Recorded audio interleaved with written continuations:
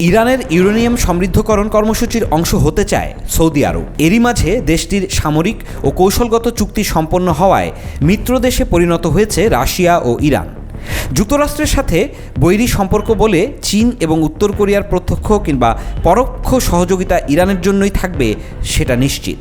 এই সম্মিলিত শক্তি ইরানকে সাহস যোগাচ্ছে বলে ধারণা করছেন বিশ্লেষকরা। বিশ্ব মোড়লের প্রস্তাব মুখের উপর না করে দেওয়ার সাহস এখান থেকেই এসেছে বলে ধারণা তাদের।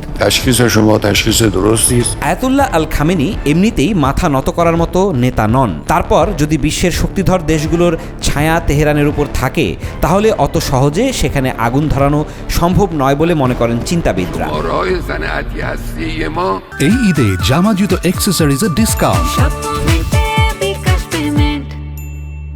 অনেক প্রত্যাশা নিয়ে যুক্তরাষ্ট্র একটি চুক্তির প্রস্তাব পাঠিয়েছিল ইরান, কিন্তু শর্ত আর স্বার্থ সংশ্লিষ্ট বিষয়গুলো পুরোপুরি মানা হয়নি বলে সেটা প্রত্যাখ্যান করেছেন খামেনি। ট্রাম্পকে মুখের উপর না করে দেওয়ার সাহস বিশ্ব দরবারে ইরানকে আরও এক ধাপ উঁচুতে নিয়ে গেছে বলে প্রকাশ করা হচ্ছে তেহরানের সংবাদ মাধ্যমগুলোতে।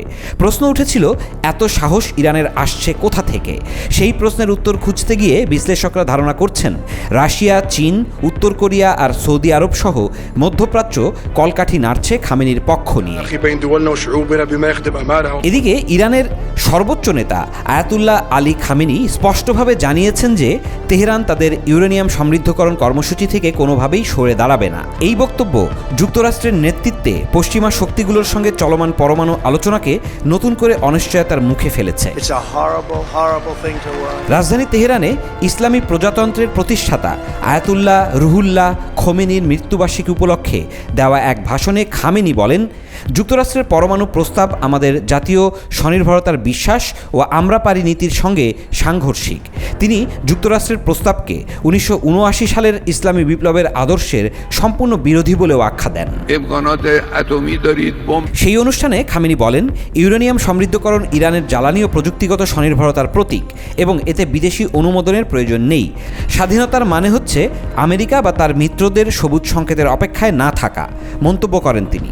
খামেনির ভাষায় কেউ কেউ ভাবে যুক্তিবাদ মানে আমেরিকার সামনে মাথা নত করা, এটাই নাকি বাস্তবতা। না, এটা বাস্তবতা নয়। কেন আমেরিকা নির্ধারণ করবে আমরা ইউরেনিয়াম সমৃদ্ধ করব কি না? এটা আমাদের অধিকার। 2015 সালে স্বাক্ষরিত ঐতিহাসিক ইরান পরমাণু চুক্তি থেকে সাবেক মার্কিন প্রেসিডেন্ট ডোনাল্ড ট্রাম্প 2018 সালে যুক্তরাষ্ট্রকে প্রত্যাহার করে নেন। এরপর থেকে তেহরান ধাপে ধাপে তাদের পরমাণু কার্যক্রম বাড়াতে থাকে, যার মধ্যে রয়েছে 60% পর্যন্ত ইউরেনিয়াম সমৃদ্ধকরণ, যা অস্ত্র তৈরির মাত্রার কাছাকাছি বলে আন্তর্জাতিক পরমাণু সংস্থা সতর্ক করেছে। সংবাদ মাধ্যম আল জাজিরার এক বিশ্লেষণে বলা হয়েছে, ইরান চায় প্রযুক্তিগত সক্ষমতা বজায় রেখে কৌশলগত চাপ সৃষ্টি করতে, যাতে পশ্চিমারা আরও নমনীয় হয়। তবে যুক্তরাষ্ট্র বারবার বলছে তারা নো নিউক্লিয়ার ইরান অবস্থানেই অটল। এছাড়া দ্য নিউ ইয়র্ক টাইমস এর মতে খামেনির বক্তব্য ইঙ্গিত করে যে ইরান তাদের পরমাণু কৌশলকে আর কূটনৈতিক কার্ড হিসেবে নয়, বরং একটি মৌলিক সার্বভৌম অধিকার হিসেবে প্রতিষ্ঠিত করতে চাইছে।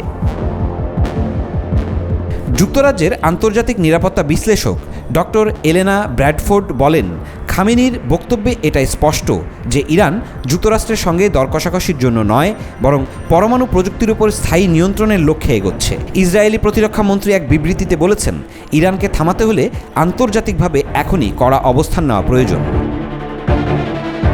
অন্যদিকে ইউরোপীয় ইউনিয়নের পররাষ্ট্রনীতি বিষয়ক প্রধান জোসেফ বোরেল সাংবাদিকদের বলেন, আলোচনার পথ এখনও বন্ধ হয়নি, তবে প্রতিটি নেতিবাচক বার্তা পরিস্থিতিকে আরও জটিল করে তুলছে। খামেনির এই অবস্থান ইঙ্গিত করে যে তেহরান তাদের পরমাণু কর্মসূচিকে আধুনিক জাতীয় সার্বভৌমত্বের অংশ হিসেবে দেখছে এবং এতে কোনো আপোষ করতে তারা প্রস্তুত নয়। ফলে ইরান যুক্তরাষ্ট্র আলোচনার ভবিষ্যৎ অনিশ্চিত হয়ে উঠছে, যা শুধু মধ্যপ্রাচ্য নয়, গোটা বৈশ্বিক নিরাপত্তা পরিস্থিতির ওপর প্রভাব ফেলতে পারে।